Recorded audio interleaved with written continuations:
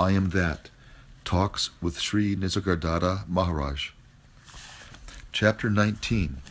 Reality Lies in Objectivity, or how I would alternately title it, Desirelessness and Fearlessness. Questioner: I am a painter and I earn by painting pictures. Has it any value from the spiritual point of view? Maharaj: when you paint, what do you think about? Questioner: when I paint, there is only the painting and myself. Maharaj: what are you doing there? Questioner: I paint. Maharaj: no, you don't. You see the painting going on. You are watching only. All else happens. Questioner: the picture is painting itself? Or is there some deeper me or some God who is painting? Maharaj: consciousness itself is the greatest painter. The entire world is a picture. Questioner: who painted the picture of the world? Maharaj: the painter is in the picture. Questioner: the picture is in the mind of the painter, and the painter is in the picture, which is in the mind of the painter who is in the picture. Is not this infinity of states and dimensions absurd? The moment we talk of picture in the mind, which itself is in the picture, we come to an endless succession of witnesses, the higher witness witnessing the lower. It is like standing between two mirrors and wondering at the crowd. Maharaj: quite right. You alone and the double mirror are there. Between the two, your forms and names are numberless. Questioner: how do you look at the world? Maharaj: I see a painter painting a picture. The picture I call the world. The painter I call God. I am neither. I do not create, nor am I created. I contain all. Nothing contains me. Questioner: when I see a tree, a face, a sunset, the picture is perfect. When I close my eyes, the image in my mind is faint and hazy. If it is my mind that projects the picture, why need I open my eyes to see a lovely flower, and with eyes closed I see it vaguely? Maharaj: it is because your outer eyes are better than your inner eyes. Your mind is turned outward. As you learn to watch your mental world, you will find it even more colorful and perfect than what the body can provide. Of course, you will need some training, but why argue? You imagine that the picture must come from the painter who actually painted it.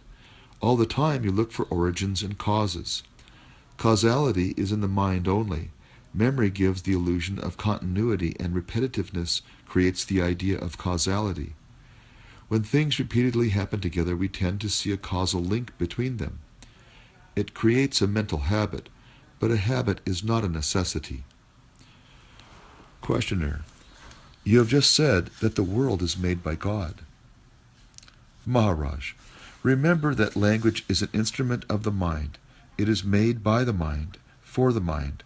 Once you admit a cause, then God is the ultimate cause, and the world the effect. They are different, but not separate. Questioner: people talk of seeing God. Maharaj: when you see the world, you see God.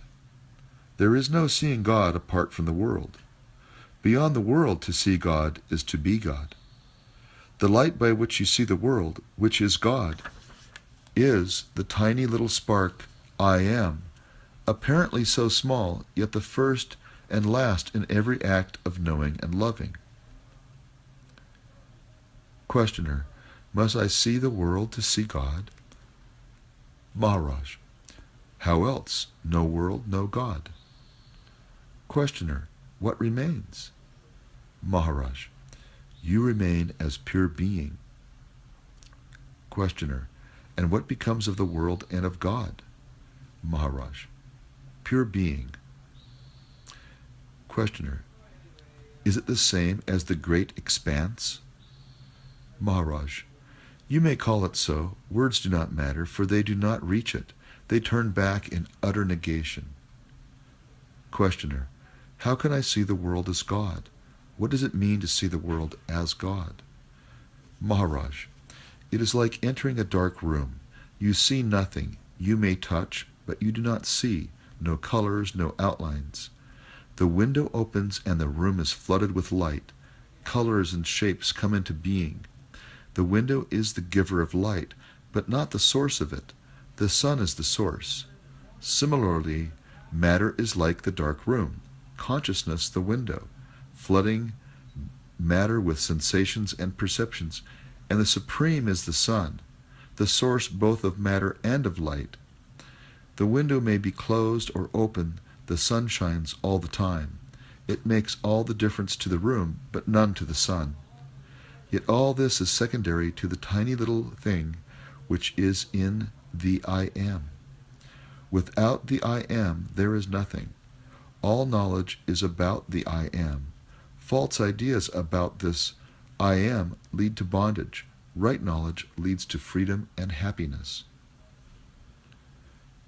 Questioner, is I Am and there is the same?